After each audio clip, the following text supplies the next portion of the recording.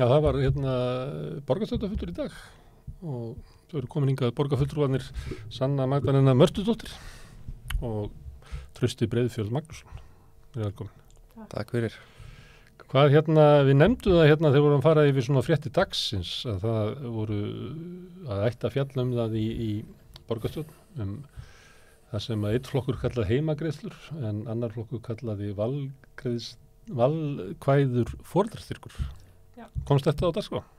Já, við vorum að ræða þetta í borgarstjórn og tókum alveg svona einhver tíma í það og niðurstaðan var svo að það ætti að vísa báðum þessum tillögum, það voru þessar 2 tillögur, vísa þeim þá inn í borgarráð og borgarráð á þá. Ég spáði því í yfirferðinni.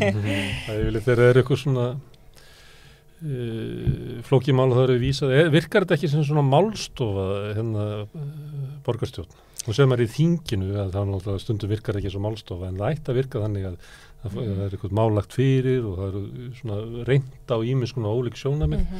Finnst ykkur það að vera þarna lengur? Finnst þetta að virka þannig? Já, mér finnst alveg við heyrum svona ólík sjónarmið. Við heyrum svona hvað er jákvætt í tillögurnar, hvað er ekki nógu gott í tillögurnar, hvernig meirihlutin hefði viljað orða tillögurnar öðruvísi og hvað meirihlutin hefði sett inn í tillögurnar og oft kemur fram gagnrýni að vanti kostnaðarmat. Þannig að mér finnst alveg fara fram svona umræða en umræðan leiðir samt ekki til þess að það sé tekin ákvörðun hvernig að afgreiða. Já. Ykkar tillögum nú oft bara að vísa frá eða ekki? Jú. Það er mjög oft sem að hefur gerst. Það var lagt tillaga að þessari tillögu verið vísa frá? Já, en núna ásæðast að skoða þetta betur og þannig að meirihlutin vildi þá augljóslega ekki vísa frá eða fella tillöguna þannig að þetta hefur stundum verið nefnd svona frestunarleið að vísa tillögum eitthvað annað til skoðunar. Það vil ekki hafna því? Já. En þau vísa þessu inn í svona og svo heyrir maður svona hljóð í brefatetra. Já, svolítið þannig. En hvað finnst þér ykkur með þetta? Þetta er nú gamalt svona deilumál. Þetta var einu sinni var þetta hægri krafa, ég man að Davíð Oddsson laði þetta til og þá svaraði kvennarhreyfingi þá, hafnaði þessu vegna þess að til þess að greiða foreldrum til þess að hafa börnin sín heima myndi leiða til þess að konurnar vera heima. Já. En síðan heyrir maður á svona í kvennabaráttunni núna þetta er orðið það er svona stundum áttar maður ekki alveg á því hver er svona afstaða fólks hvert er það að fara?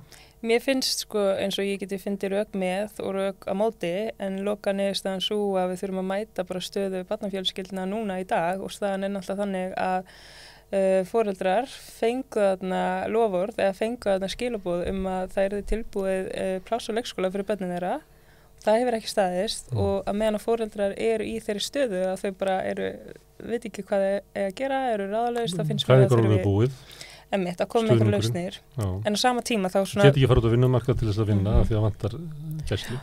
En svo viljum við ekki samt búa til eitthvað svona hliðakerfi sem að þróist þá kannski svona á meðan það er ekki verið að byggja upp leikskóla ef að fé fylgir barni og það fé fer kannski eitthvað annað en að byggja upp leikskóla þá höfum við líka ágjör að því að það mótist kannski eitthvað svona annað kerfi til hliðar þá við dagvistunarkerfi borgarinnar það geti það verið slæm þróun. Er það ekki dagmömmunar? Er það ekki svona hliðakerfi? Au pair, eða nota foreldrastyrkinn til að fá kannski au pair og síðan ekkert meira heima með barninu. Viljum við að fjármagni nýtist í það? Þetta er svona spurningar sem vakna upp. Þannig að þetta er þá svona ómótuð umræða. Finnst ykkur það? Eða hefðu þið viljað ganga til atkvæði þetta? Já, mér finnst bara mikilvægt að við afgreiðum mál á borgarstjórnarfundi. Ég er svona lít á það að við eigum að fá fram umræðuna og ef það er eitthvað vilji kannski til að breyta einhverju í tillögu eða kannski eftir umræðuna kemur eitthvað mjög gagnlegt í ljós að þá ættum við bara að geta orðað tillöguna og betur og þá samþykkt eða ekki. Það er gert að þessu þingi, skotið til nefndar í einhver ráði sem að kemur þá með mótaðri tillögu tilbaka á næsta borgarstjórnarfund og afgreiða það. Það væri mjög góð leið. En eru þið tilbúin að greiða atkvæði þessa tillögu? Hvort það eigi að vera heimagreiðslur eða valkvæðir foreldrastyrkir? Já, ég myndi segja það. Að með við stöðuna í dag þá þurfum við að þá myndi ég segja já frekar en nei. Hvort sem okkur finnst þetta að vera góð lausn til lengri tíma að þá er þetta það sem við verðum að gera til skemmri tíma. Já, algjörlega meðan staðan er eins og hún er núna þá er þetta svona bráðabera lausn sem að væri ágætt svona til skammtíma liti en við þurfum nú líka að passa upp á að þetta er ekki einhver svona varaleg lausn þannig að já, ekki tekið undir það. En var margt afgreitt í dag? Var þetta langur fundur? Nei. Einu sinni var þetta alltaf fram yfir miðnætti. Já, við vorum alveg tilbúin sko til þess að vera þarna fram eftir kvöldi. En núna eru við sem sagt að reyna að hafa fundina aðeins svona fjölskylduvænni því við vorum ofta að labba þarna út mjög seint og núna byrja fundir klukkan 12, byrjaði alltaf klukkan 2, þannig við erum svona að byrja fyrr og markmiðið þá við séum búin í kringum svona 6-7 leytið. Og svo bara erum við svo lengi að tala leikskóla og heimagreiðslur og samkeppnishæfni sem var fyrsta mál á dagskrá. Samkeppnishæfni hvers? Já, samkeppnishæfni borga sem meiri hlutin óska eftir umræðum samkeppnishæfni borga. Hvort að Reykjavík staðið samkeppni við Oslo og Bonn? Einmitt. Okay. Og það tók bara rosalangan tíma þannig að við fáum þau skilaboð þá seinnipartinn að það er að fresta þeim málum sem eftir á dagskrá og það var já, til að berjast gegn útvistun hjá Strætó og fleiri tillögur og fleiri mál sem voru á dagskrá. Já, öllum tillögum minnihlutans fyrir utan hjá Sjálfstæðisflokknum. Þannig það var bara að tala heimagreiðslur og valkvæða foreldrastyrki og leikskólamálið og svo samkeppnishæfni borga. Samkeppnishæfni borga fór mjög langur tími að ræða það. Samkeppnishæfni borga, hvað er það? Já, það er einmitt, ég var að reyna að finna bara skilgreiningu í orðabók, bara hvað ég að fara að tala mér finnst þetta dálítið sérkennilegt orð, en lagði mitt áherslu á að þegar þetta í umræðinni þá er það alltaf út frá fjármagni, það er alltaf út frá stöðu fyrirtækja sem eru þá að kalla eftir því að skattar verið lækkaðir og svona að það þurfa einhvern veginn að bæta rekstrarumhverfi þeirra. Og voru það að ræða að lækka álögur á fyrirtæki? Nei, við sósíalistar vorum að ræða hvað þessi áhersla er alltaf áberandi og það er ekki áherslu út frá stöðu þeirra verstöddu, það er aldrei, það er ekki samkeppnishæft að búa í borg sem fátæk manneskja þegar 895 aðrar manneskjur eru með þeir á biðlista eftir félagslegu húsnæði og það voru ekki allir sáttir við þessi ummæli mín og sögðu að jú, með því að skoða samkeppnishæfni að þá væri við líka að skoða fátækt og ég bara kannast ekkert við þá umræði í kringum þetta samkeppnishæfnistal. Það var Guðmundur Jónsson sagfræðingur kom til mín rauðaborðið einhvern tímann. Nú sitt ég svo lengi að ég man ekki alveg hvenær. Það fyrir einhverjum mánuð síðan. Þegar hann var með fyrirlestur upp í háskóla velferðaríkið sem hugmynd sem hann var til og blómstraði á eftirstríðsárunum. Og hann var bara að rekja sögu þess, hvað það kom og afstöðu verkefnishreyfingar og stjórnmálaflokka til þess og af hverju velferðaríki var öðruvísi hér heldur en á Norðurlöndunum og hvaða öfl það voru og svo kemur það náttúrulega inn á eftir 1970-1980 þá fer velferðaríkið í vörn og það er nýfrjálshyggjan sem er verið að grafa undan í. Og hann var með svona í lokin þá er hann að segja það að í staðin fyrir samfélagssáttmálan sem snerist velferðaríkið þá tók við samfélagssáttmáli það sem við getum kallað samkeppnisríkið. Og það var hugmyndin það að í staðin fyrir að byggja upp velferð fyrir alla og öryggisnet og okkur þannig allir hefðu það enginn dytti í gegn og allir hefðu það aðgangi að heilbrigðisþjónustu og menntun og öðru slíku. Þá kom hugmyndin það að með því að styrkja samkeppnishæfni samfélagsins að þá yrði til meiri auður og velsæld sem að myndu færast niður til allra. Er þetta í anda þessum að meirihlutin í borginni var að tala um? Já. Í alvöru?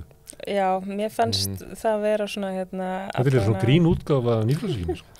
Og við tölum að því að þessi áhersla sem hefur verið ráðandi í umræðinu samkeppnishæfni að þá er oft verið að skoða svona eins og til dæmis útgjöld og það einhvern veginn tekið fram sem einhver svona stór kostnaðarliður eins og hjá sveitarfélögum, launa útgjöld en ekkert verið að skoða aðstæður starfsfólks að bak við það sem að fá þá þessu laun og ég nefndi að við hefðum verið á fjármálaráðstefnu sveitarfélaga þar sem að það var svona stór mynd á Glæru sem að var kynnt fyrir okkur og það var talað um eitthvað svona ógnanir við sjálfbærni sveitarfélaga og þá kom skýrum stöðum stórum, eitt af þeim málum var þá kjarasamningar sem einhvers konar svona ógn. Við erum alltaf með myndinu og við getum kannski fengið hana til að birtast þetta uppi. Þetta er Glæran ógn við sjálfbærni fjármála, kjarasamningar. Þetta ára á fundi sambands íslenskra sveitafélaga. Óvissa hagþróun, halli á rekstri, þungar horfur, bráðum bankar. Ógnir. Yfir í sjóðurinn upp á, samskipti við ríkið. Jöfnur launa, kjara milli markaða. Þannig að kjarasamningar og ógn með sjálfbærni sveitafélaga. Starfsfólkið sem að sinnir þessum störfum er greinilega ógn og við nefndum þetta og og þetta var ekki sjálfbærni þannig að að starfsfólki hefði það gott og allir í borginni hafi það gott, þannig að það sé ekki verið að níðast á neinum. Þetta er ekki svoleiðis sjálfbærni, þetta er bara hvort að reksturinn gangi upp. Já, og mikið líka að laða að fólk og fyrirtæki og þekkingu og hvað allir þurfa að hafa aðgengi að góðri menntun og það mun einhvern veginn leysa allt. Laða að betra fólk. Og þessi orðaræða, hún kemur öll úr orðabókum nýfrjálshyggjunnar, öll þessi orð sem maður heyrir bara í fjármáladeildum og í allir þessari fjármálavæðingu og það var mjög skýrt að þetta var allt einhvern veginn á þannig nótum. Ívilnanir og samkeppni og öll þessi orð. Og upplifið þið það að meirihlutin í borginni sé svona nýfrjálshyggju? Algjörlega. Já, mjög. Svo mikið. Ég heyri líka oft orðin sem þeir eru að nota en það bara er ekki sett fram í neinu samhengi við stöðu fólks í borginni. Maður skilur orðin en skilur ekki hvað þeir eru að reyna að segja þegar þeir eru að leggja fram sín mál, Er þetta vegna þess að það er svona hægri hluti í samfylkingarna sem er þarna inni, hægri hluti Pírata, eða er þetta bara samfylkingin og Píratar eru bara svona flokkar eða hvað? Já, maður velti fyrir sér hvort að þegar þessi flokkar fá völd að þá kannski sýna þessi rétta eðli. Það er kannski, maður sér munin á þingflokki samfylkingarinnar og borgarstjórnarflokkinum og maður velti fyrir sér hvort það sé munur á fólkinu eða hvort að þetta sé eitthvað sem gerist þegar þessi flokkar fá völd, að þeir snúist bara algjörlega braut og geri ekki það sem hafa verið að tala fyrir. Maður er veltaði fyrir sér hvort þetta sé, Það sé auðvelt að tala í stjórnarandstöðu? Gæti verið. eins og það er eitt mál sem að við ræddum þó á borgarstjórnarfundinum. Þetta er sem sagt þannig að allir flokkar eru með mál og svo í lokin þá þurfum við sem sagt alltaf að afgreiða og fara yfir fundagerðir sem hafa verið síðustu daga áður en að borgarstjórnarfundir hefst og Í ráðunum þá eða? Já, og ef ég siti í borgarráði og það siti ekki allir borgarfulltrúar þar og ef það kemur mót atkvæði gegn einhverju máli þar að þá þarf það að fara til borgarstjórnar þar sem allir borgarfulltrúar sitja og það var sem sagt mót atkvæði gegn stækkun lóðar við Vesturbæjarlaug eða minnkun lóðar Já, fyrir eftir hver að tala minnkun borgarlandsins. Já, meirihlutin talar að það sé að stækka einhverju hluta vegna en hann náttúrulega er að minnka. Það er verið að láta eftir nágrannunum sem að færðu girðingarna sína þarna út og gefa þeim eftir að selja til þeirra einhverja fermetra. Og vorum að benda á þetta slæma fordæmi sem þetta myndi sína að ef að fólk færi girðingar sína reyna að vara borgarland þá ertu bara komin í samningsstöðu og við bendum á að ákvæðum til dæmis á frístundaheimilum að þá eru bara ákvæðum það ef að foreldrar eru í vanskilum þá er ekki hægt að hleypa börnunum inn á frístundaheimili þannig að það er ekkert svona meðalhóf þar eins og þau töluðum að þau var að gæta meðalhófs í þessu máli en svo þegar kemur á vanskilum foreldra þá er ekkert meðalhóf, þá er dráttarvextir eftir 90 daga held ég engin samningsvilji og börnunum vísaði burtu. Já, þannig að samkvæmt reglunum það þannig en svo er sanna verið kannski meira inn í svo síðasta kjörtímabili það var einhver deilur þetta. Eins og þú mátt til dæmis ekki fá pláss fyrir barnið þetta leikskóla ef þú skuldar skóla og frístasviði og við vorum að benda þetta og þá bregst meiri hluti við og segja bara engu barni er vísa frá þannig það má greinilega ekki henda barninu úr þjónustu en það er samt þessi krafa sem þú verður að vera búin. Það má ekki henda þeim út úr þjónustu en það getur neitað að taka það inn ef börn er að flytjast á milli eitthvað eins og hvað getur það verið? Bara ef þú átt kannski eitt barn og það hefur verið á leikskóla þú hefur ekki getað greitt leikskólagjöldin svo áttu vona á hinu barninu og það er komið að því að fara á leikskóla en þá ertu með einhver skuldahala sem hefur ekki gert upp það takk ekki við barninu Já, þannig að svona líta reglunar út Svona líta reglunar út og þetta er bara mjög strangt og borgin sýnir engan samningsvilja eða meðalhóf þarna en þegar kemur að efna mér íbúðum á Eiðimel þá er talað að gæta meðalhófs. Þú varst að tala þetta eina atkvæði, var það þetta mál? Og hver var með atkvæða móti þessu í borgarstjórn? Ég.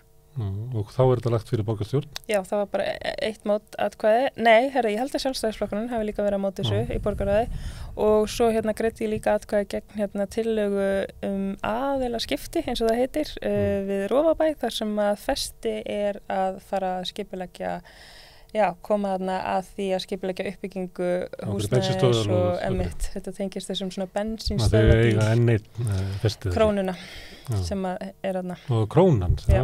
Þeir eiga líka N1 sko. Já, þeir eru alltaf mikið. Það ekki Þannig að þeir voru að flytja hérna, byggingaréttin yfir í eitthvað svona byggingafélag sem þeir eru með. Það var rauninni verið að heimila að Festi myndi taka yfir þetta í staðan fyrir krónuna en samt á Festi krónuna en þetta er rauninni opnar á það að þau eru að fara að hagnast gríðarlega þarna á. Og þú greitir atkvæði gegn þessu? Já. Og svo var það lagt fyrir borgarstjórn og samþykktar? Já, með okkar mótatkvæði. Já, við vorum einu sem greiddi atkvæði gegn. Og þannig að það er svona ákveðin svona þrýstingurinn í borgarstjórn að allir séu sammála. Já. Því það er svona vesen ef ykkur eru á móti. Já, ég teki eftir mikið hér á ráðsfundum að meiri hlutin hérna kemur til mér og segja, viltu ekki vera með í bókun? Viltu ekki vera með það? Svo, þú veist, og það er svona, mann er svona látið líðin sem maður sé ekki með, þá sem maður er eitthvað svona fílupúki, sem er mjög svona undarleg stemming, sko, svolítið svona yfirborðskent kurteisi, ég veit ekki hvað ég ætti að kalla þetta er svolítið sérstakt, sko. Það hefur stundum verið talað um það í borgarmálunum sé svona þetta sé ekki alveg holl svona samskipti. Það var náttúrulega, við erum ekki að segja neina fréttir, þetta bara verið í fréttum. Það voru hérna vinnustaða, sálfræðingar og svo eru menn að stefna hver öðrum og upplifið það þannig. Þetta er mjög erfitt að umhverfið þarna, ég viðurkenni það er bara þetta er mjög erfitt vinnuumhverfi oft og það er oft svona ef maður kýs gegn einhverju bara af hverju, þú veist og eitthvað svona eins og höfnun. Já, svona rosalega mikið eitthvað svona eins og maður þurfa að gera grein fyrir sinni stöðu og útskýra rosa vel en þá fæ ég útskýringu tilbaka frá borgarstjóra sem er raun að segja ég sé bara að misskilja hlutina sem ég náttúrulega ekkert að misskilja og þú veist, þetta er mikið svona stemming að reyna að senda þau skilaboð að allir séu rosa sammála. Ef þú ert ekki sammála með mér þá var einhvern misskilur þetta ef þú ert á móti mér persónulega. Já. Herðu, ef ekki að stoppa hérna. Herðu, takk fyrir að komuna, Sanna og Trausti.